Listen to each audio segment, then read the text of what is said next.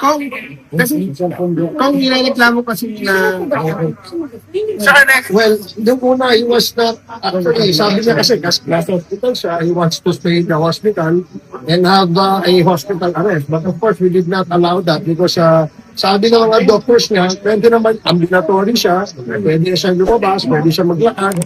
There's no reason for him to stay in the hospital. So, ang ginawa natin ay implement natin yung arrest order sa kanila. So, we asked the SACA and the Philippine National Police to assist the House to implement the order. Hindi na-qualify sa kanya yung gaya ng violation sa first of April?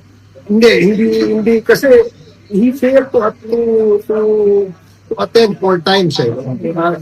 In fact, he snubbed the invitation of the House ng 4 na beses. After coming out in the Senate at marami siyang sinabi sa Senado, iniimbita namin siya pabalik dito ay hindi nila pinapansin ito. No? At yun ang aming nakita na meron siyang disrespect na pinakita at insulto sa mababang kapila. Wala akong appeal so far. I have not received any motion or any appeal from his end sa ngayon. Pero dito na siya magpapasko at saka bagong taon? Malamang, dito na siya magpapasko at saka magbabagong taon. Of course, kailan mo pa matapon si Ihaldo sa Quadcom? Sa Gate po ba?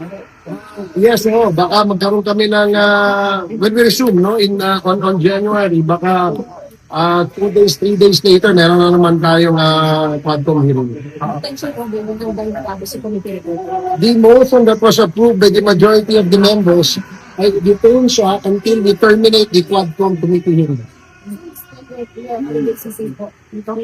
Looks like yun na nga ang mangyayari sa kanya. They will spend holidays here. Alam gusto nyo malaman dito sa Haldo? Unang-una, ano yung action na ginawa niya, yung nangyari, yung Barayuga assassination. I remember he was the chief of police ng Mandaluyong City and apparently wala pong reports na ginawa. No?